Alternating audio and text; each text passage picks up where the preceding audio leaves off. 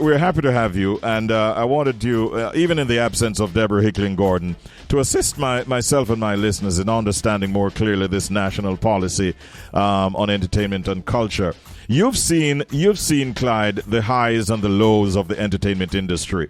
How significant is this policy moment for Jamaica's cultural landscape at this time? Well, Richie, let me say that I have been an advocate for many years for a policy that will address issues related to culture in Jamaica. And that is against the background that I have realized how significant a generator of wealth cultural production is, and not just the production aspect, but the preservation aspect of culture is. And of course, the creative industries which are associated. And I think that for years we have neglected the importance of culture to our economic and social development. Now, what has happened is that we have had numerous examples of the possibility of earnings from culture, and one of them is none other than Bob Marley. Right. We have seen Bob has now been dead for over 40 years, and he's still a significant income generator because of all the multiple streams that you have in terms of earnings for the entertainment sector. And so we have been advocating for the longest while that if you have policies which are enabling of cultural production and preservation, then we will be able to reap the real benefits from that. Now, the enabling environment does not only require legislative changes, because there are legal matters which have to be put in place in terms of the protection of rights and other associated imperatives. And then you also have the question of funding, because in many instances, people have great ideas, but they don't have the resources to make these ideas a reality. And then the third thing is the question of training, because with the requisite training, people are able to extract greater value from entertainment production. If I'm a good manager, I am able to negotiate better deals for my artists, and that's a function of my knowledge of the game. Yes. So what happens is that you need these legs to stand on in terms of maximizing and optimizing the outcomes from cultural production. And government plays a significant role in that. Yes. In terms of the yes. All that you have said, Clyde, points me to my next question, which really is about what you see from your vantage point as that one thing that this policy must get right if it is going to truly transform the entertainment industry. Well, one of the things that it needs to get right is the whole question of how do you increase the levels of investment in cultural production, particularly indigenous investment. I've often spoken about what sounds oxymoronic, which is indigenous foreign direct investment. What do I mean by that? It means that you are investing foreign exchange in local endeavors. But it means that it is people like those in the diaspora who would make that investment, and Jamaicans who earn foreign exchange, because that is significant. what has happened is that historically we have been primary producers. What do I mean? We provide the raw material, and other people, they tinker with at the edges, and they go away with the most lucrative segment of the value chain. If you look at what an artist gets in terms of his contribution to the industry, it might seem like a lot of money, but when you look at percentage-wise, it is not very, very significant. Now, when you look, for example, at what happens if a Sean Paul, a Shaggy, Rihanna, Bounty Beanie, if these people are represented in the Vibes Cartel, if these people are represented internationally by Jamaicans and are funded and financed internationally by Jamaicans, then what will happen is that you will have greater levels of what they have generated staying in Jamaica. Because that's what you want. In other words, anybody who is investing in these people, the best outcome is to have individuals or entities that are in Jamaica or will have the money staying in Jamaica. So the person doesn't have to be a Jamaican-born person. Understood, yeah. But the person would need to have his or her interest in Jamaica. And we've seen a number of instances where you have foreigners who have invested significantly in Jamaican entertainment. Joe Bogdanovich is just a case in point. So what we're talking about are people who will invest in the business and whose returns will remain in Jamaica. That's what we want. Yeah. And then when we speak about preservation, we're talking about matters such as museums, and those entities that really allow people to reflect on the history. So it's not just about live performances and the sales of recorded products and, things like that. What we're talking about are institutions like museums, which can generate a significant amount of revenue.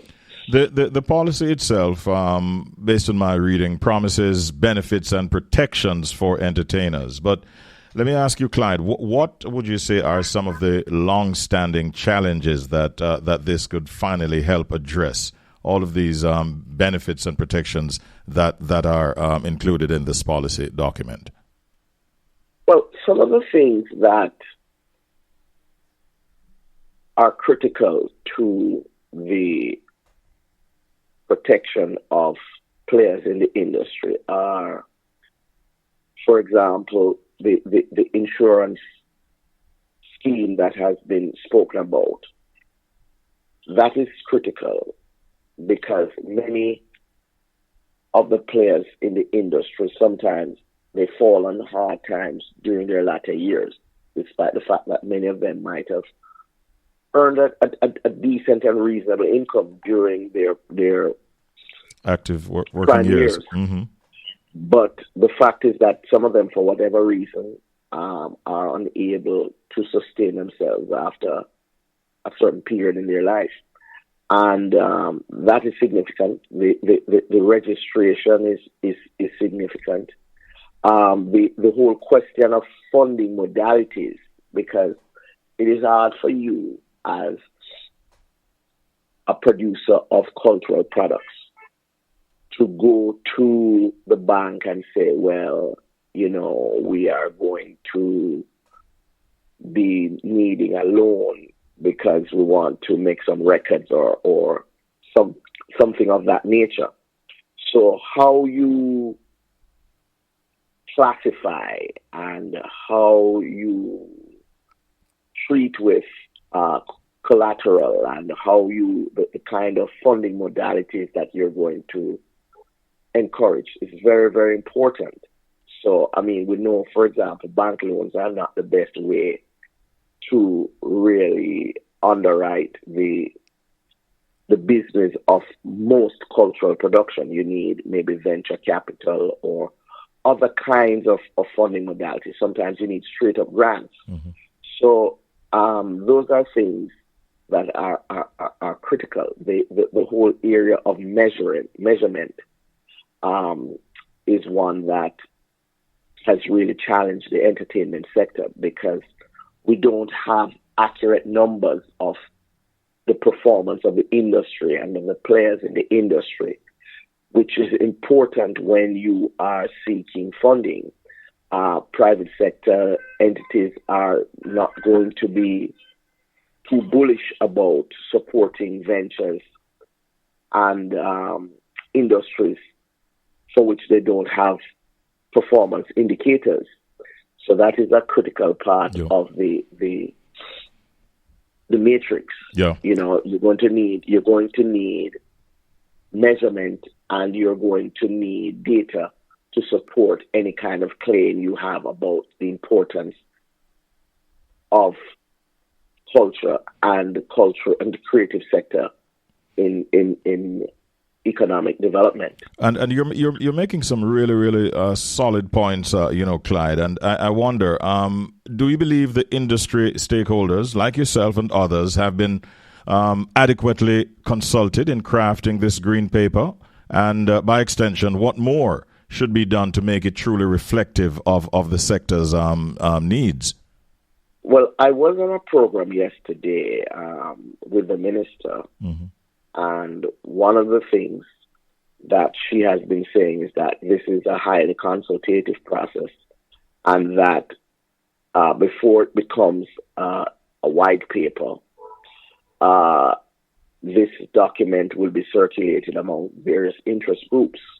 Now, that is a critical part of any such exercise of this nature, because the stakeholders must have a say in terms of how they see this going forward. It's always a question of how it will fit, and it moves the thing from the stage of being a concept to being a policy and something very practical and being able to be implemented with as little friction as possible. So the people in the industry are important in terms of being a sounding board for what the final outcome of this exercise will be. So you believe that partnerships between the government and the private sector would need to be a part of the process going forward to make this truly sustainable? You can't really have the kind of vibrant, economically viable industry without the government and the private sector engaging in a partnership. How that will look is a function of a number of things, but there has to be collaboration on a number of levels. Mm-hmm. Issues of venue, issues of zones, and how we treat with noise abatement and other related issues. These are things that we have to address fulsomely, mm-hmm. and they can't be done without you're having that interaction between the government and the private sector. That partnership is essential to any success. Mm-hmm. Looking ahead, looking ahead, Clyde, and this is going to be my final question. How could this policy reshape how Jamaica is perceived globally as a hub for culture and cultural and creative excellence? Well, without much by way of formal structures, Jamaica has punched well above its weight as far as its cultural significance is concerned. And I think once you have the kind of policy framework which will give more structure to this industry and to increase the value that will accrue to us, then I think it's a win-win situation. I think if we can get more people to invest in cultural production and preservation, that would be a great thing. You know, more Jamaicans and people who reside in Jamaica. That in itself will be a great thing. And that will give us greater opportunities to project ourselves on our own terms. One of the problems we have had historically, for example, with our music, is the question of being able to be authentic from a musical standpoint. I mean, there were times when we were not in control of our musical output, and we see the best examples for us in terms of impact have been those situations in which we have had greater control over our sound. Nobody tells us how we should create our music. We do it on our own terms. Bob Marley was one such. Mm-hmm. And then, you know, you have to concede that VP Records, being a Jamaican outfit and being conversant with the nuances of Jamaican culture, was and has been able to project Jamaican culture on its own terms. Mm-hmm.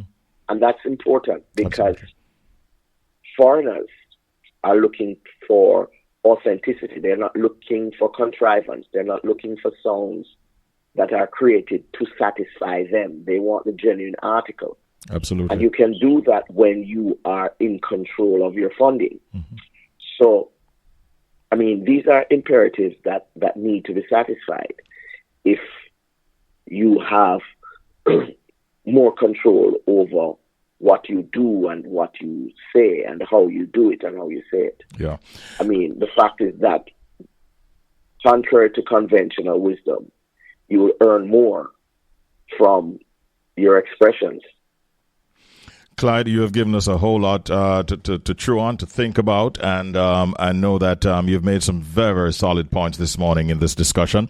Time is of the essence, and so as it becomes necessary, we might have to bring you back to look further and even deeper at this paper. But thanks for the time and the thought this morning, and I wish you a great day. Thanks again, Clyde. Thank you, Richie, and you have a great day. All right, appreciate it.